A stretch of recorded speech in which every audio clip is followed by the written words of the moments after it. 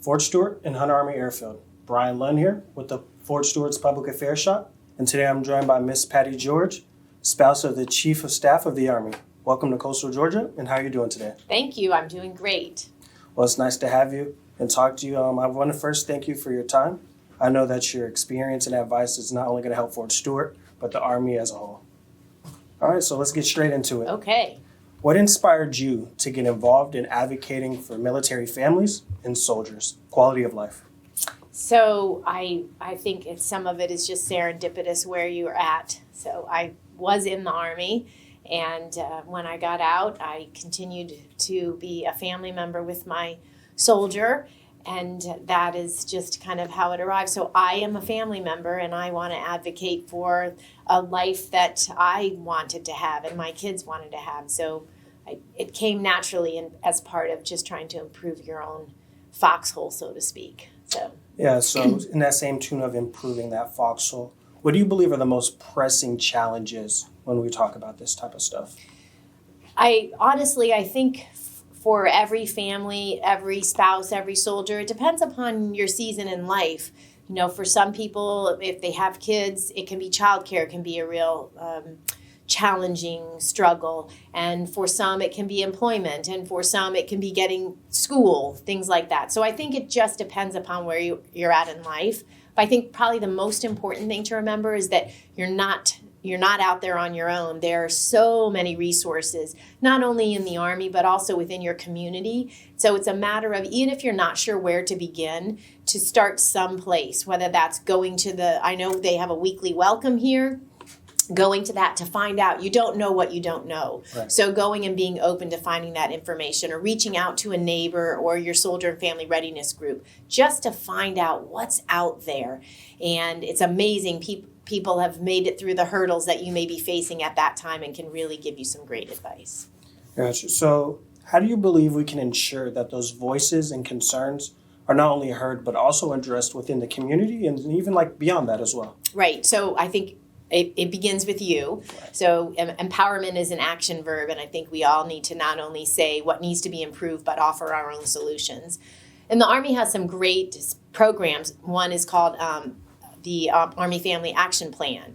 And you can actually submit your ideas and things that you think should be improved. And the garrison commander looks at it. It goes all the way up to Department of the Army at the Pentagon, where the Vice Chief of Staff of the Army looks at it. And I'll give you some examples of families who offered some challenges and some solutions and the changes that occurred. Okay. That we can transfer our GI Bill to our kids is because of Army Family Action Plan, and spouses who got together and said, why can't we do that? I know at Fort Carson, we have an amazing dog park at Fort Carson. That's because families got together and said, this empty space right here would be a great place for dog parks, and it's a great community gathering point too. So there have been some tremendous leaps. And the truth is, as spouses and family members, we are experts in family member issues. So if you see something, not only complaining, you want to offer some solutions. So I would say Army Family Action Plan is one place to start. Okay, I love that. So still staying in that same tone of community, 70% of our community, as far as military soldiers and military families, do stay off post. How do you believe that we can make sure they're still ingrained in the Army community while living off post? Yep. And that is a big thing. 70% are off post. So probably coming regularly on post doesn't happen. I think integrating within your community to find your tribe is important. It doesn't matter if they're military. If you've found your tribe, that's wonderful.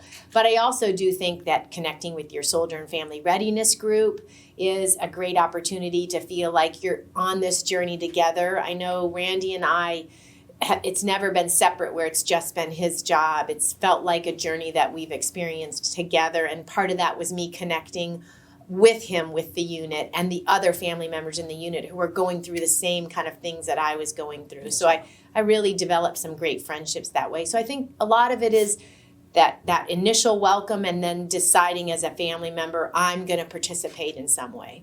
Gotcha. And to just hammer this home, as far as community, a big part of our community is our military schools. How do you believe that our military schools and our family programs can be improved to better serve our service members? Well, I think you guys all here that are at Rock of the Marne and at Yes. Fort Stewart know best where those improvements can happen. And I think you need to use your voice to offer those suggestions and ideas for where that can happen. I'm not here, and I think every installation is a little bit different, but I do think using your voice and contributing and then offering some solutions is definitely the way to make any change happen. Gotcha. One final question for you. So you spoke on it a little earlier. You were active duty, and now you're working on the spouse side of things. If you could look back now, what would you tell your younger self as advice going forward? Oh, how much time do we have? So many things. I think, though, when I read the question and I thought a little bit about that, honestly, I think if I could go back and change one thing, I would have connected with the financial services right away. When I was younger, I could have saved a lot of money, especially when Randy was deployed. I think that I didn't know what I didn't know. And now, when we were younger, we did not have certified financial planners. Now we have Financial Frontline, and you can access a certified financial planner. I wish I had taken the time to do that, and I wish I had done it every time we PCS'd. That we were in a new place. I wish I'd have made an appointment, and I wish I would have said, this is what our finances look like. Where do you think I can save some more money? How can we best leverage our investments? So that would be my one.